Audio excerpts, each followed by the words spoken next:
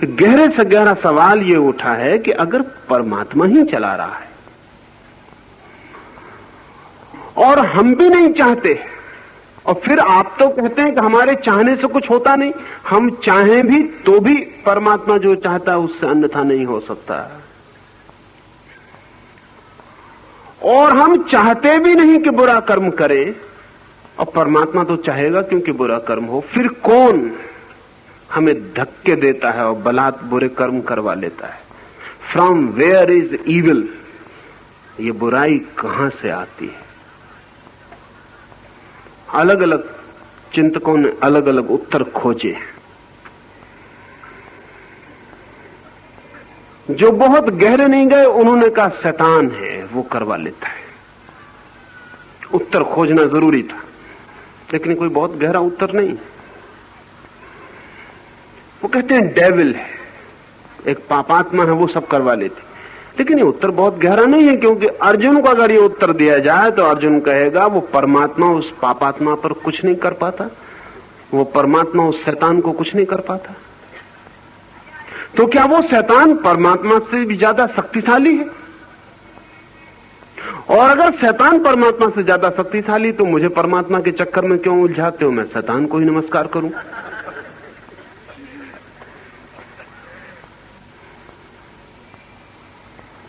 अनेक चिंतकों ने दूसरा एक तत्व खोजने की कोशिश की है कि एक दूसरा भी है परमात्मा के अलावा जो लोगों को पाप में धक्के दे रहा है, लेकिन ये उत्तर न तो मनोवैज्ञानिक है न बहुत गहरा है। इसे तो केवल वे ही राजी हो सकते हैं जो किसी भी चीज के लिए राजी हो सकते हैं। इस उत्तर से और कोई राजी नहीं हो सकता। इसलिए कृष्ण ऐसा उत्तर नहीं देते। कृष्ण बहुत मनोवैज्ञानिक उत्तर देते हैं। वो ये कहते हैं, प्रकृति के 3 गुण हैं,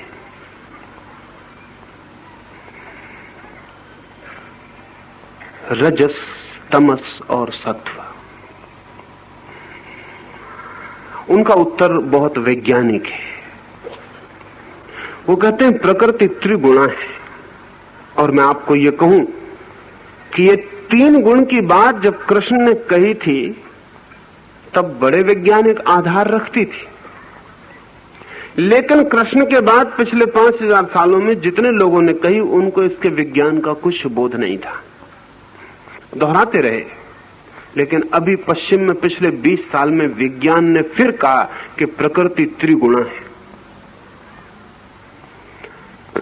जिस दिन हम आधुनिक सदी में परमाणु का विश्लेषण कर सके, परमाणु को तोड़ सके, उस दिन बड़ी चकित होकर हमें पता चला कि परमाणु 3 हिस्सों में टूट जाता है।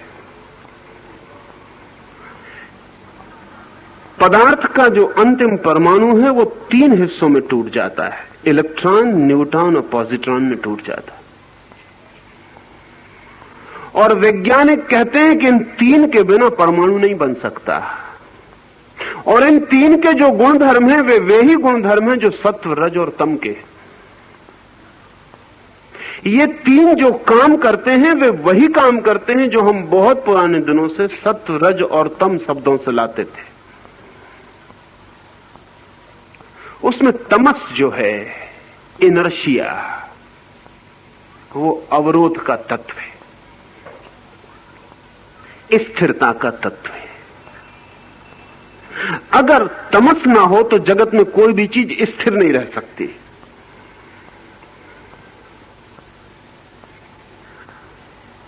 आप एक पत्थर उठा के फेंकते हैं, अगर जगत में कोई तमस ना हो, कोई ग्रेविटेशन ना हो, रोकने वाली कोई ताकत, अवरोधक ना हो, तो फिर पत्थर कभी भी गिरेगा नहीं। फिर आपने फेंक दिया, फिर वो चलता ही रहेगा अनंत काल तक। फिर वो गिरेगा कैसे? कुछ अवरोध, कोई जो रोकता हो। आप भी पृथ्वी पर नहीं हो सकेंगे कभी के हम उड़ गए होते। वो जमीन खींच रही तमस, ग्रेविटेशन का भार हमें रोके हुए। अभी जो अंतरिक्ष यात्री अंतरिक्ष यात्रा पर गए, उनकी बड़ी से बड़ी कठिनाइयों में एक कठिनाई ये है कि जैसे ही जमीन के ग्रेविटेशन के बाहर होते हैं 200 मील के पार, वैसे ही कशिश समाप्त हो जाती है, तो आदमी गुब्बारे जैसा हो जाता है।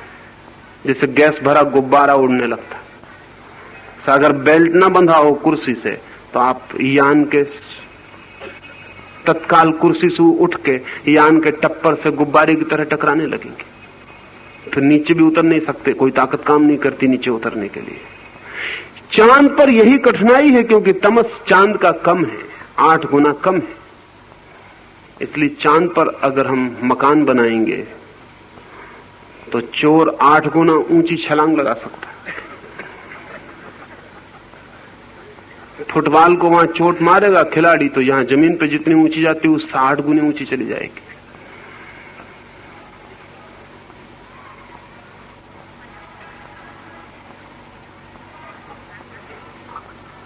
ये जो तमस का अर्थ है इनर्शिया, अवरोधक शक्ति। अब बड़े मजे की बात है, अगर अवरोधक शक्ति न हो तो गति भी असंभव है। गति भी इसीलिए संभव है कि अवरोधक शक्ति का उपयोग कर पाते हैं। आपकी कार में जैसे ब्रेक ना हो फिर गति भी संभव नहीं है, आप पक्का समझ लेना। फिर कार चलनी भी संभव नहीं है, इसका मतलब नहीं कि नहीं चल सकती, चल गई, बस एक ही दफे चल गई। उसमें वो ब्रेक भी चाहिए जो अवरोधक है। एक्सीलरेटर ही काफी नहीं है, उसमें अवरोधक। जीवन एकदम विस्फोट हो जाए अगर उसमें रोकने वाली ताकत न हो। इनर्शिया, तमस जो है वो रोकने वाली ताकत है। तेजस जो है वो गति की, मूवमेंट की ताकत है। ये उल्टी ताकतें हैं। तमस रोकता, रजस गति देता। शक्ति है, एनर्जी है। सत्व तीसरा कोण है। जैसे कि हम एक ट्रायंगल बनाएं, 2 कोण नीचे हो और एक ऊपर हो। सत्व इन दोनों के ऊपर है। कहें कि इन दोनों का बैलेंस है, संतुलन है। सत्व बैलेंसिंग है, वो संतुलन है। अगर गति भी हो, रोकने वाला भी हो, लेकिन संतुलन ना हो, जैसे कार है, उसमें एक्सीलरेटर भी है और ब्रेक भी है, लेकिन ड्राइवर नहीं है। वो जो ड्राइवर जो है वो पूरे वक्त बैलेंसिंग है। जब जरूरत होती तो ब्रेक पे पैर ले जाता, जब जरूरत होती तो एक्सीलरेटर पे पैर ले जाता। वो पूरे वक्त बैलेंस कर रहा है। सत्व जो है वो बैलेंसिंग। ये 3 तत्व हैं जिनको भारत ने ऐसे नाम दिए थे, पश्चिम जिनको इलेक्ट्रॉन, पॉजिट्रॉन, न्यूट्रॉन कहे, कोई और नाम दे, इससे कोई अंतर नहीं पड़ता। एक बात बहुत अनिवार्य रूप से सिद्ध हो गई है कि जीवन का अंतिम विश्लेषण 3 शक्तियों पर टूटता है। इसलिए हमने इन 3 शक्तियों को ये कई तरह से नाम दिए थे। जो लोग वैज्ञानिक ढंग से सोचते थे उन्होंने रजस, तमस, सत्व ऐसे नाम दिए। जो लोग मेटाफोरिकल, काव्यात्मक ढंग से सोचते थे उन्होंने कहा ब्रह्मा, विष्णु, महेश। उनका भी काम वही, वो 3 नाम भी यही काम करते। उसमें ब्रह्मा सर्जक शक्ति है, विष्णु सस्टेनिंग, संभालने वाले, और शिव विनाश करने वाले। उन 3 के बिना भी नहीं हो सकता। ये जो इलेक्ट्रॉन, न्यूट्रॉन और पॉजिट्रॉन है, ये भी ये 3 काम करते हैं। उसमें जो न्यूट्रॉन है वो निगेटिव है, वो ठीक शिव जैसा है, निगेट करता है, तोड़ता है, नष्ट करता है। उसमें जो पॉजिट्रॉन है वो ब्रह्मा जैसा है, पॉजिटिव है, इसलिए पॉजिट्रॉन उसका नाम है। वो विधायक है, वो निर्माण करता है। और उसमें जो इलेक्ट्रॉन है वो न नेगेटिव है न पॉजिटिव है, वो सस्टेनिंग है, वो बीच में है, बैलेंसिंग है। कृष्ण कहते हैं कि मनुष्य के भीतर जो भी घटित होता है, बाहर और भीतर, वो इन 3 शक्तियों का खेल है। इन 3 शक्तियों के अनुसार सब घटित होता है। आदमी धकाया जाता, रोका जाता, जन्माया जाता, मरण को उपलब्ध होता, हंसी को उपलब्ध होता, रोने को उपलब्ध होता, वो इन सारी 3 शक्तियों का काम है। ये 3 शक्तियां अपना काम करती रहती। ये परमात्मा के 3 रूप जीवन को सृजन देते रहते हैं। अर्जुन पूछता है फिर नहीं भी हम करना चाहते फिर कौन करवा लेता? आप तो चाहते हैं कि जमीन पर न गिरे, लेकिन जरा पैर फिसला कि गिर जाते। कोई शैतान गिरा देता? कोई शैतान नहीं गिरा। तो ग्रेविटेशन अपना काम करता। आप नहीं गिरना चाहते, माना, स्वीकृत कि आप नहीं गिरना चाहते, लेकिन उल्टे सीधे चलेंगे तो गिरेंगे। आप नहीं गिरना चाहते थे तो भी गिरेंगे, पैर पे पलस्तर लगेगा। आप डॉक्टर से कहेंगे मैं नहीं गिरना चाहता था, और परमात्मा तो टांग तोड़ता नहीं किसी की, क्यों तोड़ेगा? इतना बुरा तो नहीं हो सकता कि अकारण मुझ भले आदमी के जो गिरना भी नहीं चाहता उसकी टांग तोड़ दे। लेकिन मेरी टांग क्यों टूट गई? तो डॉक्टर वही उत्तर देगा जो कृष्ण ने दिया। डॉक्टर कहेगा ग्रेविटेशन की वजह से, जमीन में गुरुत्वाकर्षण है, आप कृपा करके संभल के चलें। उल्टे सीधे चलेंगे तो ग्रेविटेशन टांग तोड़ देगी। क्योंकि प्रत्येक शक्ति अगर हम उसके अनुकूल ना चलें तो नुकसान पहुंचाने वाली हो जाती, अगर अनुकूल चलें तो नुकसान पहुंचाने वाली नहीं होती। प्रत्येक शक्ति का उपयोग अनुकूल और प्रतिकूल हो सकता है। अब मनुष्य के भीतर कौन सी शक्तियां हैं जो उसे बलात्, जैसे कि एक आदमी नहीं गिरना चाहता और गिर जाता और टांग टूट जाती, और एक आदमी क्रोध नहीं करना चाहता और क्रोध हो जाता और खोपड़ी खुल जाती, या दूसरे की खुल जाती या खुद की खुल जाती। क्या कौन कर जाता है ये सब? परमात्मा। तो परमात्मा को क्या प्रयोजन है? और परमात्मा ऐसे काम करे तो परमात्मा हम उसे कैसे कहेंगे? कोई कहेगा शैतान। कृष्ण नहीं कहते। कृष्ण कहते हैं सिर्फ जीवन की शक्तियां काम कर रही हैं। मनुष्य के भीतर क्रोध है, वो भी अनिवार्य तत्व है। कहें कि वो हमारे भीतर नेगेटिव फोर्स है। क्रोध विनाश की शक्ति है हमारे भीतर। प्रेम हमारे भीतर निर्माण की शक्ति है, और विवेक हमारे भीतर बैलेंसिंग फोर्स है। जो आदमी विवेक को छोड़कर सारी शक्ति क्रोध में लगा देगा, वो बलात् नरक की तरफ चलने लगेगा, नहीं चाहेगा तो भी जाएगा। जो सारी शक्ति प्रेम की ओर लगा देगा, वो बलात् स्वर्ग की ओर जाने लगेगा, चाहे चाहे और चाहे ना चाहे। उसके जीवन में सुख उतरने लगेगा। और जो आदमी बैलेंस कर लेगा और समझ लेगा कि दुख और सुख और दोनों के बीच में अलग, वो आदमी मुक्ति और मोक्ष की दिशा में यात्रा कर जाएगा। इसलिए हमारे पास 3 शब्द और समझ लेने जैसे हैं, स्वर्ग, नरक और मोक्ष। स्वर्ग में वो जाता है जो अपने भीतर की विधायक शक्तियों के अनुकूल चलता है, नरक में वो जाता जो अपने भीतर विनाशक शक्तियों के अनुकूल चलता है, मोक्ष में वो जाता जो दोनों के अनुकूल नहीं चलता, दोनों को संतुलित करके दोनों को ट्रांसेंड कर जाता, परा हो जाता, अतीत हो जाता है। कृष्ण कह रहे हैं शक्तियां हैं, और इन 3 शक्तियों के बिना जीवन नहीं हो सकता है। इसलिए अर्जुन, कौन तुझे धक्का देता है ऐसा मत पूछ, ये समझ कि धक्का तेरे भीतर से कैसे निर्मित होता है। क्रोध, काम, अहंकार, अगर उनके प्रति तू अतिशय झुक जाता है तो जो तू नहीं चाहता वो तुझे करना पड़ता है। कभी आपने देखा काम वासना मन को पकड़ ले?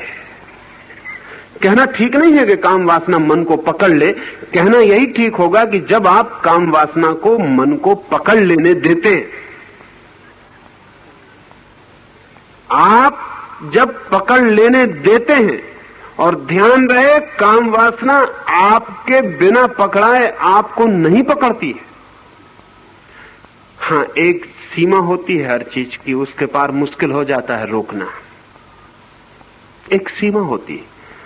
जगह जगह हमने कार के ट्रैफिक पे लिखा हुआ है कि यहां 5 मील रफ्तार। क्यों? क्योंकि वहां इतने ज्यादा लोग गुजर रहे हैं कि अगर 30 मील रफ्तार हो तो रोकना समय पर मुश्किल है, 5 मील हो तो समय पर रोकना आसान है। जहां लोग कम गुजर रहे हैं वहां 70 मील भी हो तो कोई हर्ज नहीं, वहां समय पर 70 मील भी रोकना आसान है। हर चीज की एक सीमा है। सिगमंड फ्रायड एक कहानी कहा करता था। वो कहा करता था कि एक छोटे से गांव में एक गरीब म्युनिसिपल कमेटी ने गांव का कचरा ढोने के लिए एक घोड़ा खरीदा, बैलगाड़ी, एक घोड़ा गाड़ी के लिए। लेकिन गरीब थी म्युनिसिपैलिटी, और कहते हैं गांव बड़ा बुद्धिमान था। बुद्धिमान था ऐसा कहें, या लोगों में ऐसी मजाक प्रचलित थी कि गांव बहुत बुद्धिमान है। गांव को ऐसा ख्याल था कि बहुत बुद्धिमान है, हालांकि वो जो भी करता था वो बुद्धिहीनता के काम होते थे। म्युनिसिपल ने एक घोड़ा खरीदा, लेकिन घोड़े को घास, दाना, पानी इतना महंगा पड़ने लगा कि म्युनिसिपल के बजट पर भारी हुआ। गरीब छोटी सी म्युनिसिपल थी। कमेटी बुलाई गई, उन्होंने तय किया कि क्या किया जाए। उन्होंने कहा कि आधा राशन करके देखा जाए घोड़े के लिए। अगर आधे में काम चल जाए तो ठीक, नहीं फिर थोड़ा बढ़ा देंगे। आधा राशन किया, लेकिन काम बिल्कुल ठीक चल गया। घोड़ा आधे राशन पे भी जिंदा रहा। तब तो उन्होंने कहा कि हम पागल हैं जो इसको इतना दें, और आधा करके देखें। उन्होंने और आधा किया, घोड़ा फिर भी जिंदा रहा और फिर भी काम करता रहा। उन्होंने कहा हम बिल्कुल पागल हैं, इसे और आधा करें। और भी आधा कर दिया। घोड़ा मुश्किल में रहा, लेकिन फिर भी किसी तरह काम करता रहा। म्युनिसिपल कमेटी ने कहा कि हम बिल्कुल नासमझी कर रहे हैं, अब राशन बिल्कुल बंद कर दें। राशन बिल्कुल बंद कर दिया। जो होना था वही हुआ, घोड़ा मर गया। एक सीमा थी जहां तक घोड़ा कम राशन पर भी काम किया, फिर एक सीमा आई जहां से काम नहीं कर सका। हमारी प्रत्येक वृत्ति की सीमाएं हैं, जहां तक हम उन्हें रोक सकते हैं और जहां से फिर हम उन्हें नहीं रोक सकते। एक विचार मेरे मन में उठा, शब्द बना मेरे भीतर। अभी मैं आपको न कहूं तो रोक सकता हूं, फिर मेरे मुंह से शब्द निकल गया। अब इस शब्द को वापस नहीं ला सकता। एक सीमा थी, एक जगह थी, मेरे भीतर विचार भी था, शब्द भी था, ओंठ पर भी आ गया, फिर भी मैं रोक सकता हूं। फिर एक सीमा के बाहर बात हो गई। मैंने आपसे बोल दिया, अब मैं इसे वापस नहीं लौटा सकता। अब कोई उपाय इसे वापस लौटाने का नहीं है। एक जगह थी जहां से वापस लौट जाता। क्रोध एक जगह है जहां से वापस लौट सकता है, लेकिन जब उस जगह के बाहर निकल जाता है उसके बाद वापस नहीं लौटता। काम एक जगह है जहां से वापस लौट सकता है, जब उसके आगे चला जाता है तो फिर वापस नहीं लौट सकता। और ध्यान रहे, बड़े मजे की बात यह है कि उस सीमा तक जहां तक काम वापस लौट सकता है उस समय तक आप उसको सहयोग देते हैं, और जब वो वापस नहीं लौटता तब आप चिल्लाते हैं कि कौन मुझे धकाया जा रहा है, परवश कौन मुझे बलात् काम करवा रहा है। इसे ठीक से भीतर समझेंगे तो ख्याल में आ जाएगा। एक जगह है जहां तक हर वृत्ति आपके हाथ में होती है, लेकिन जब आप उसे इतना उकसाते हैं कि आपका पूरा शरीर और पूरा यंत्र उसको पकड़ लेता है, फिर आपकी बुद्धि के बाहर हो जाती। फिर आप कहते हैं कि नहीं नहीं, और फिर भी घटना घट के रहती है। तब आप कहते हैं कौन बलात् करवाए चले जाता है, जबकि हम नहीं करते हैं। कोई नहीं करवाता, शक्तियां करती हैं, लेकिन करवाने का अंतिम निर्णय गहरे में आपका ही कोऑपरेशन है, आपका ही सहयोग है। कृष्ण इतना ही कह रहे हैं कि कोई बैठा नहीं है पार तुम्हें क्रोध में, काम में, युद्ध में, लड़ाई झगड़े में ले जाने को। प्रकृति के नियम हैं, अगर उन नियमों को तुम समझ लेते हो और समता को, संतुलन को उपलब्ध होते हो, अनासक्ति को, साक्षी भाव को उपलब्ध होते हो, विवेक को, श्रद्धा को उपलब्ध होते हो, तो फिर तुम्हें कोई फिक्र करने की जरूरत नहीं। फिर जो भी होगा परमात्मा पर। लेकिन जब तक तुम ऐसी समता को और अनासक्ति को उपलब्ध नहीं होते, भीतर तुम आसक्ति को पालते चले जाते हो, बारूद में चिंगारी डालते चले जाते हो। फिर जब आग भड़क के मकान को पकड़ लेती तब तुम कहते हो मैं तो चाहता नहीं था कि आग लगे, लेकिन यह आग लग गई है। बारूद का नियम है, धर्म है, वो आग लगा देगी। तुमने चिंगारी फेंकी, चिंगारी का धर्म है कि वो आग पकड़ा देगी। और जब बारूद भड़क उठेगी तब तुम छाती पीटोगे और चिल्लाओगे कि ये तो मैं नहीं चाहता था। कभी आपने देखा एक आदमी हत्या कर देता है? दोस्तोयेवस्की का एक बहुत कीमती उपन्यास है क्राइम एंड पनिशमेंट। उसमें रस्कोल्निकोव नाम का एक पात्र, वो रोज अपने सामने उसके मकान मालकिन जो है, उसकी मकान की बुढ़िया जो मालकिन है, वो कोई 70 साल की बूढ़ी औरत, वो गिरवी रखने का काम करती है और लोगों से खींच के ब्याज चूसती है। मरने के करीब है लेकिन रत्ती भर दया नहीं करती। कोई नहीं है उसका, बहुत धन है। और रास्कोल्निकोव एक विद्यार्थी है, वो देखता रहता अपनी खिड़की से। गरीब आदमी गिड़गिड़ाते हैं, रोते हैं, चिल्लाते हैं, लेकिन कुछ भी नहीं। उनके कपड़े भी उतरवा लिए जाते हैं। कोई दया नहीं, कोई ममता नहीं। कई बार उसके मन में होता है इस बुढ़िया को कोई मार क्यों नहीं डालता, इसके होने की कोई जरूरत ही क्या है? ये मर भी जाए तो हर्ज क्या है? ये मर जाए तो सैकड़ों लोग जो उसके चक्कर में फंसे हैं वो मुक्त हो जाएं। गरीब किसान, गरीब मजदूर, गरीब लोग, विधवा औरतें, बीमार आदमी, वो सब उससे ब्याज पे रुपया ले लेते हैं। फिर वो कभी चुकता नहीं, उनकी चीजें भी चुक जाती हैं और उनको अदालत में मुकदमे भी चलते हैं, सजाएं भी हो जाती हैं। रोज यही काम। वो कई बार सोचता है कोई इसकी गर्दन क्यों नहीं दबा देता, और बहुत बार उसके हाथ खुद भिज जाते हैं कि गर्दन दबा दूं। फिर वो सोचता है कि मुझे क्या मतलब, और मैं क्यों दबाऊं, और मेरा क्या बिगाड़ा। फिर वो बात भूल जाता है। फिर ऐसे वर्षों चलता रहा। फिर एक दिन उसे भी फीस भरनी है और घर से पैसे नहीं आए, तो अपनी घड़ी रखने उस बुढ़िया के पास गया। सांझ का वक्त है, उसने घड़ी बुढ़िया को दी। बुढ़िया ठीक से देख नहीं सकती, 70 साल उसकी उम्र है। वो खिड़की के पास घड़ी को ले जाके देखती है रोशनी में कि ठीक है या नहीं, कितने पैसे दिए जा सकते हैं। अचानक बस रास्कोल्निकोव को क्या हुआ कि उसने जाकर उसकी गर्दन दबा दी। उसे पता ही नहीं चला कब ये हुआ। गर्दन जब दब गई और जब उसके हाथ में उसकी नसें उभर आई और खून उसके मुंह से गिरने लगा, तब वो घबराया कि ये मैंने क्या कर दिया। वो बुढ़िया नीचे गिर पड़ी, तब उसे पता चला ये तो मैंने हत्या कर दी। तब वो भागा और तब वो रात भर अपने बिस्तर में सोचता है कि मैं उसकी हत्या कैसे कर दिया। परवश जो अर्जुन कह रहा है कि जैसे बलात् कोई धक्का दे, तो वो कहता कौन मेरे ऊपर सवार हो गया, कोई भूत, कोई प्रेत, क्या हुआ, मैंने हत्या क्यों कर दी, किसने मुझसे हत्या करवा दी, कौन शैतान मेरे पीछे पड़ा है। कोई उसके पीछे नहीं पड़ा है। 2 साल तक उसने सोचा, तैयारी की। 2 साल तक उसने शक्तियों को रस दिया। 2 साल तक हाथ भींचे। 2 साल तक मन में क्रोध का जहर फैलाया। वो सब तैयार हो गया। बीज बोते वक्त किसको पता चलता है कि वृक्ष निकलेगा? बीज बोते वक्त किसको पता चलता है कि इतना बड़ा वृक्ष पैदा होगा? फिर बलात् वृक्ष पैदा हो जाता है। पर बीज हम ही बोते हैं। बीज छोटा होता है, दिखाई भी नहीं पड़ता। मन में क्रोध के बीज बोते हैं, काम के बीज बोते हैं, फिर शक्तियां पकड़ लेती। फिर वो 3 शक्तियां अपना काम शुरू कर देती हैं। आपने बीज बोया, जमीन काम शुरू कर देती, पानी काम शुरू कर देता है, रोशनी काम शुरू कर देती, सूरज की किरणें आके बीज को बड़ा करने लगती।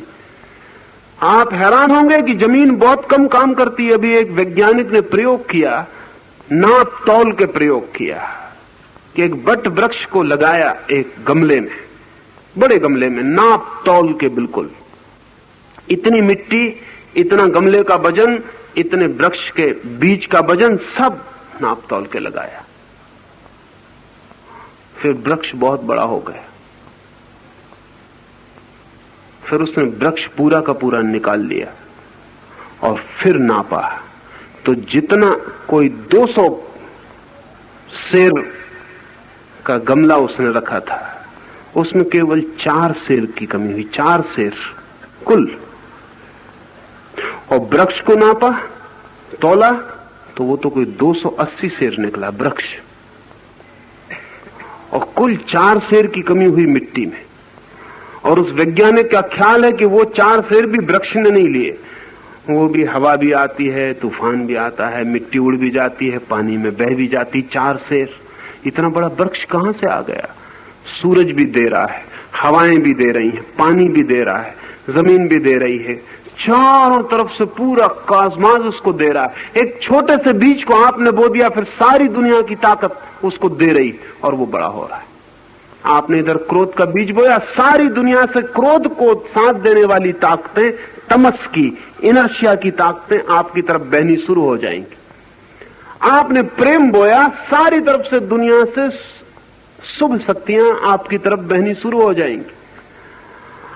आपने साक्षी भाव निर्मित किया, दुनिया की सारी ताकतें आपके लिए बैलेंस में हो जाएंगी। कोई आपकी तरफ नहीं बहेगा, कोई आपके बाहर नहीं बहेगा, सब चीजें सम हो जाएंगी, ठहर जाएंगी। तो कृष्ण कहते हैं न तो कोई शैतान, न कोई परमात्मा, ये 3 शक्तियां हैं अर्जुन। और तू जिसका बीज बो देता है अपने भीतर, वही शक्ति सक्रिय होकर काम करने लगती है।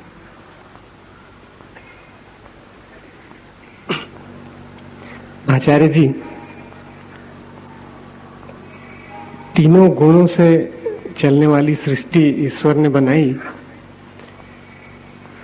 तमस गुण मनुष्य की प्रकृति में ईश्वर ने दिया, उसके पीछे क्या उद्देश्य ईश्वर का है? ईश्वर का कोई उद्देश्य नहीं होता। उद्देश्य की भाषा सदा मनुष्य की है। उद्देश्य तो उसका होता है जिसे भविष्य में कुछ पाना हो। जैसे एक आदमी, एक कुम्हार एक घड़ा बनाता है, उसका उद्देश्य होता है कि बाजार में बेचना, या उसका उद्देश्य होता है कि घर का पानी भरना। फिर एक वान गाग चित्र बनाता। वान गाग से कोई पूछता है कि चित्र तुमने किस उद्देश्य से बनाया, तो वो कहता कोई उद्देश्य नहीं है, बनाना ही मेरा आनंद है। आप कहेंगे बाजार में बिक सकता है? वान गाग का एक चित्र नहीं बिका, एक चित्र जिंदा रहते नहीं बिका। आप कह सकते हैं कि कोई प्रतिष्ठा मिलती होगी, कोई सम्मान करता होगा कि बड़े चित्रकार हो। किसी ने प्रतिष्ठा नहीं की, किसी ने सम्मान नहीं किया। आप कहते होंगे कि बड़ा धनवाला आदमी रहा होगा, पैसा पास में रहा होगा, फुर्सत रही होगी तो कुछ न कुछ करता रहा होगा। नहीं, वान गाग बहुत गरीब आदमी था और उसका भाई उसे इतना ही पैसा देता था जिसमें 7 दिन की सिर्फ रोटी चल जाए, रूखी सोखी। न रंग के लिए पैसे, न कागज के लिए, न कैनवस के लिए। तो वो सप्ताह में 4 दिन खाना खाता और 3 दिन उपवास करता, और 3 दिन में जो उपवास में बच जाए उससे पेंट करता। और जब उससे कोई पूछता किस लिए, तो वो कहता बस बना लेने में आनंद है। परमात्मा उद्देश्य से जगत को नहीं बना रहा है, बना लेने में आनंद है। बनाना ही आनंद है, आगे पीछे कुछ भी उद्देश्य नहीं, पर्पजलेस। और ध्यान रहे, आनंद हमेशा ही पर्पजलेस होता है। एक मां अपने बेटे को बड़ा कर रही है, उससे पूछें किस लिए, अगर वो कहे कि बाद में नौकरी करवानी, तो समझना मां नहीं है, कोई फैक्ट्री है। अगर मां है तो वो कहेगी किस लिए? कैसा गलत सवाल पूछते हो? बस मेरा आनंद है।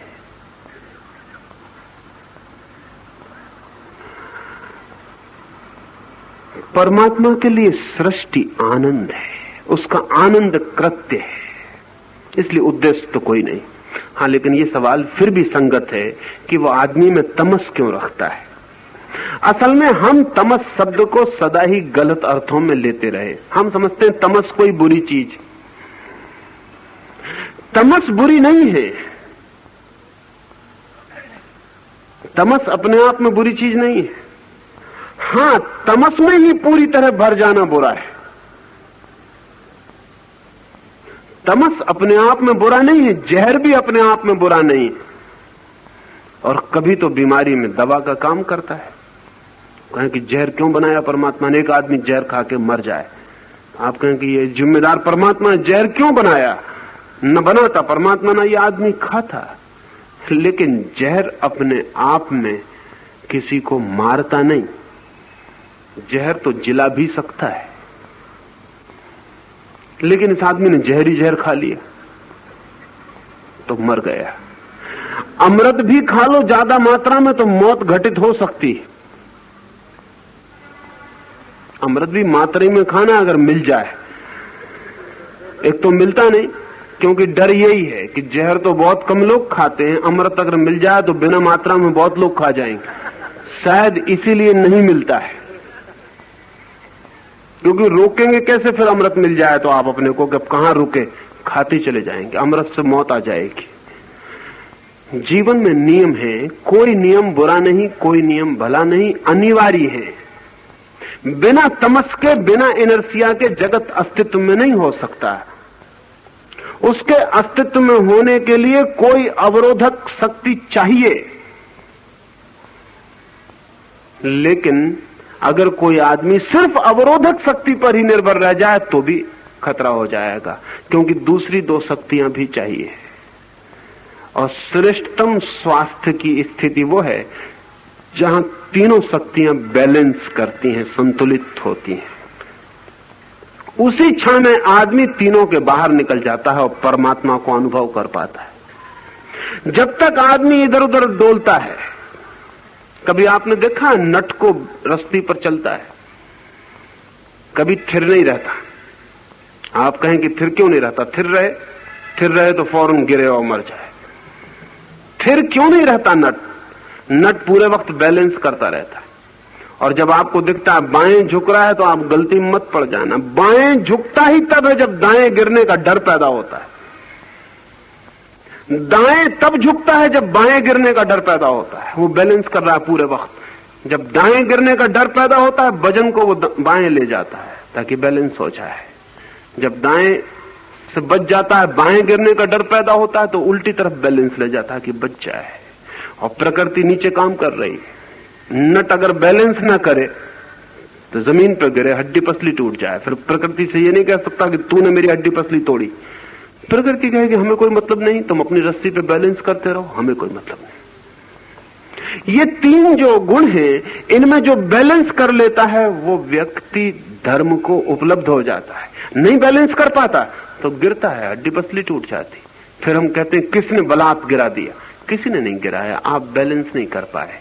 कृष्ण का पूरा योग समता योग है, द योग ऑफ बैलेंस।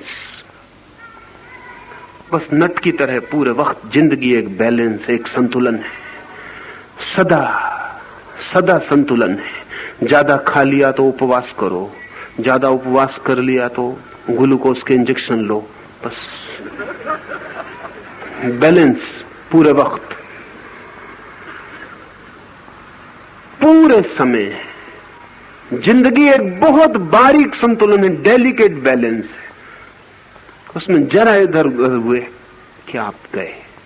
प्रकृति अपना काम करती रहेगी, वो नीचे खड़ी है, वो कह रही कि नट जब तक तुम बैलेंस करो रहो ऊपर, जब न कर पाओ नीचे आ जाओ, हम तैयार हैं। अनिवार्य तत्व है तीन, उससे कम नहीं हो सकते। तीन के बिना सृष्टि खो जाएगी, इसलिए वो है।